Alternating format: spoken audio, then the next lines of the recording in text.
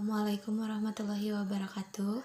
Perkenalkan, saya Melinda Maulidia bersama rekan saya Siti Nur Latifah. Video ini dibuat untuk memenuhi tugas mata kuliah statistika. Bismillahirrahmanirrahim. Di sini saya akan menjelaskan mengenai materi MEAN. MEAN merupakan nilai rata-rata suatu data. Nilai MEAN ini diperoleh dari nilai keseluruhan data dibagi dengan banyaknya data. Kita masuk ke rumusnya. Rumus MEAN ini terbagi menjadi dua, rumus pada data tunggal dan rumus pada data kelompok. Rumus data tunggal yaitu X bar sama dengan sigma XI dibagi N, di mana X bar adalah nilai rata-rata dan sigma XI yaitu jumlah dari seluruh data. Jadi nanti datanya dijumlah-jumlahkan dan dibagi N. N adalah jumlah data kelompok. Rumus data kelompok yaitu X bar sama dengan sigma FI dikali XI dibagi sigma FI. Sekarang kita masuk ke contoh soal. Di sini ada contoh soal data tunggal. Datanya ada 2, ada 3, ada 4, ada 5, ada 6. Dan ditanyakan hitunglah MEAN-nya, tentukan MEAN-nya dari data tersebut. Kita masukkan ke rumusnya. X bar, tadi kan X bar rumusnya sama dengan sigma XI dibagi N. Tadi datanya, jadi sigma XI ini, jadi semua data yang ada itu dijumlahkan 2 tambah 3 tambah 3 tambah 4 tambah 5 tambah 6. Terus yang N jumlah data yang diolah. Tadi datanya ada 1, 2, 3, 4, 5, 6. Jadi dibagi 6. Nah, tadi hasil dari 2 tambah 3 tambah 3 tambah 4 tambah 5 tambah 6 itu adalah 23 dibagi dengan jumlah datanya yaitu 6 data, ada 6 data dan hasilnya 3,83. Nah, setelah kita mengenal MEAN rata-rata, tadi rata-rata nilai 6 itu adalah 23 dibagi dengan jumlah datanya yaitu 6 data, ada 6 data dan hasilnya 3,83. Nah, setelah kita mengenal MEAN rata-rata, tadi rata-rata nilai, sekarang kita membahas materi tentang median. Mungkin udah pada agak asing ya dengan kalimat atau kata median. Median merupakan nilai tengah dari suatu data. Nilai tengah ini diperoleh dari ketika kita sudah mengurutkan data-data tersebut dari yang terkecil menuju data yang paling besar. Kita masuk ke rumusnya. Ada 2, yaitu nah, sekarang kita masuk ke rumusnya.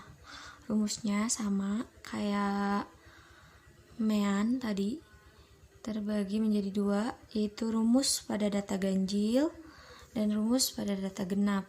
Misalnya nanti jumlah datanya itu ada ganjil, angka ganjil, misalkan 5 atau 7 gitu. Rumusnya tinggal median sama dengan XN per 2. Terus data genap, misalkan jumlah datanya tuh 6, 4. Nah, rumusnya menggunakan median sama dengan X N per 2 ditambah X N per 2 ditambah 1 dibagi 2. Kita masuk ke contoh soalnya. Ini contoh soal dari data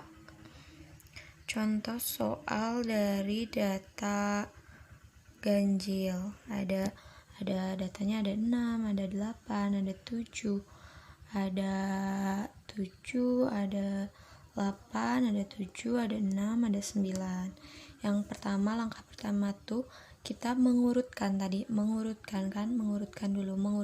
dari data terkecil menuju ke terbesar.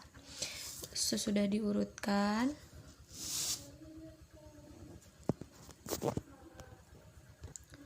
maaf tadi ada gangguan sedikit. Nah, kita kembali lagi, urutkan dari yang terkecil menuju nilai paling besar. Ada kan tadi sudah diurutkan, ada 6 paling terkecil, terus 7, terus 8, dan yang paling besar 9. Jadi tinggal kita lihat, ini kan jumlah datanya ganjil, jadi tinggal kita lihat ini 3, terus ini 3,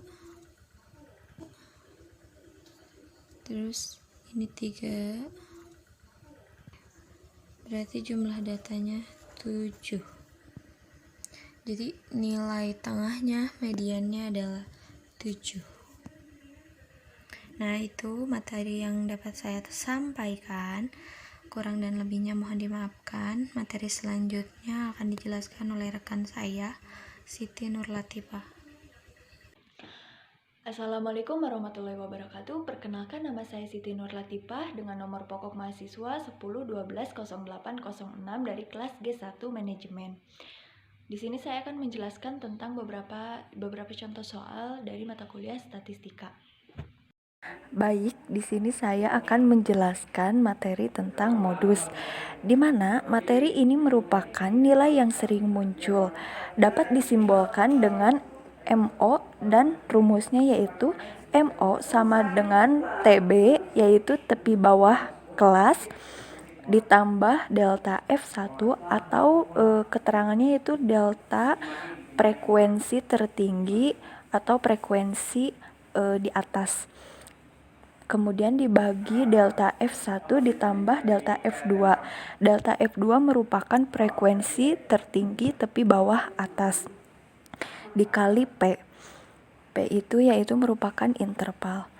Di sini saya akan memberikan salah satu contoh, di mana contoh soalnya yaitu carilah nilai modus dari data berikut.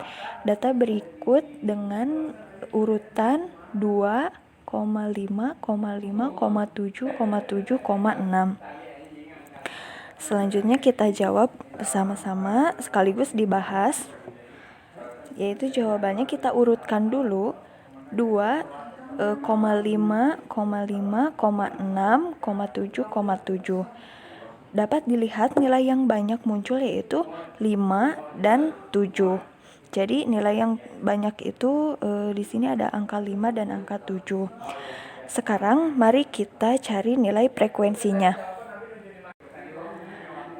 Kita cari frekuensinya atau nilai frekuensinya, di mana kita susun dulu nilainya, yaitu ada 30 sampai 34, kemudian urutan kedua 35 sampai 39, urutan ketiga 40 sampai 45 sampai 49, kemudian urutan selanjutnya 50